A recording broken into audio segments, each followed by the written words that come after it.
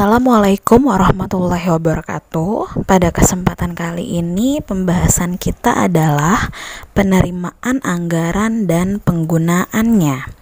Oke, penerimaan anggaran merupakan komponen penting dalam anggaran, baik anggaran perusahaan, anggaran daerah maupun anggaran negara.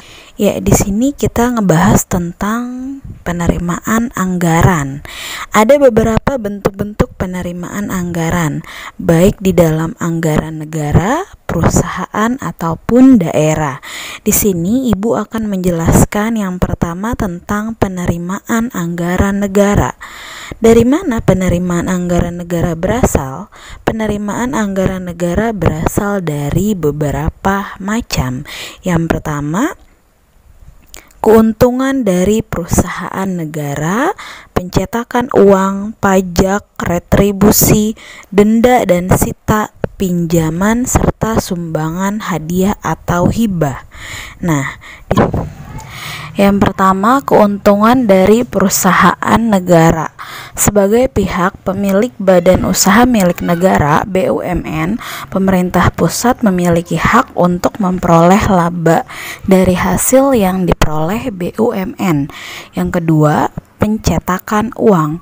Pencetakan uang bertujuan untuk menutup defisit anggaran yang dilakukan oleh pemerintah.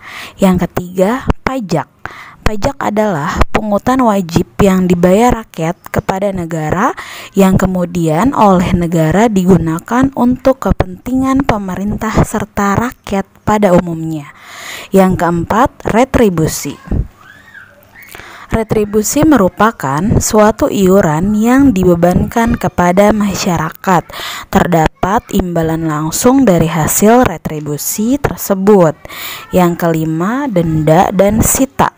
Bentuk denda atau sita ini merupakan bentuk penerimaan yang diperoleh oleh pemerintah yang berasal dari pemungutan denda atau penyitaan aset milik masyarakat apabila seseorang anggota masyarakat telah melanggar peraturan pemerintah yang dapat menimbulkan denda atau sita.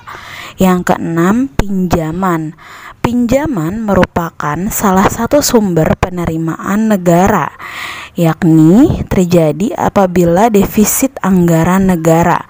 Bentuk pinjaman ini ada dua macam, yaitu berasal dari dalam negeri dan dapat berasal dari luar negeri.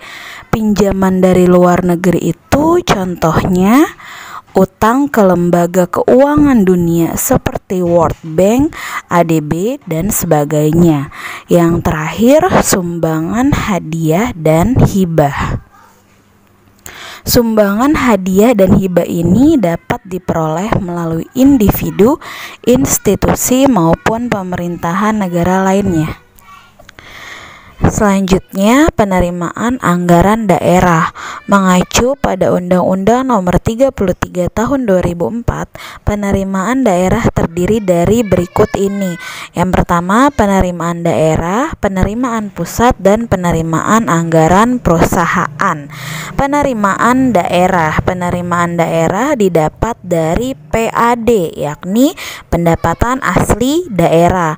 Penerimaan pusat didapat dari yang pertama, dana perimbangan, dana alokasi khusus, dana otonomi khusus, dan dana bagi hasil.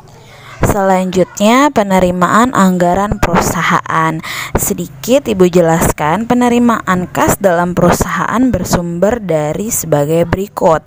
Yang pertama, modal yang disetorkan oleh investor, hasil penjualan produk perusahaan, piutang perusahaan, pendapatan lain seperti bunga dari bank, penerimaan yang bukan berasal dari penghasilan, dan adanya pengurangan pada aktiva tetap. Oke, next, sistem penerimaan kas atau anggaran yang berasal dari penjualan tunai. Itu ada 3 prosedur.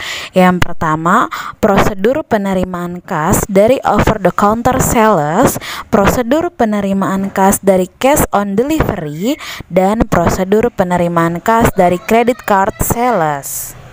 Oke, untuk penjelasan proses penggunaan anggaran baik APBD ataupun APBN sudah Ibu jelaskan di video sebelumnya.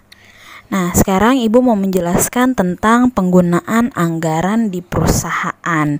Jadi, penggunaan anggaran kas perusahaan adalah sistem pengeluaran kas dengan cek, sistem pengeluaran kas dengan sistem voucher, dan sistem pengeluaran kas menggunakan dana kas kecil. Ya, ada 3 di dalam pengelolaan penggunaan anggaran yang tadi sudah Ibu sebutkan. Nah, data perusahaan, semua pengeluaran kas harus melalui bagian-bagian tersebut. Apa saja bagian-bagian yang ada di dalam perusahaan? Yang pertama, bagian utang. Bagian utang itu tugasnya apa saja? Bisa kalian perhatikan. Yang kedua, bagian kas. Apa saja tugas bagian kas? Dan yang terakhir, bagian jurnal dan laporan. Oke, cukup sekian penjelasan Ibu dalam video ini. Selanjutnya akan Ibu lanjutkan di video berikutnya, karena pada materi ini belum selesai, masih ada pembahasan tentang pendokumentasian bukti-bukti penggunaan anggaran. Oke, wassalamualaikum warahmatullahi wabarakatuh.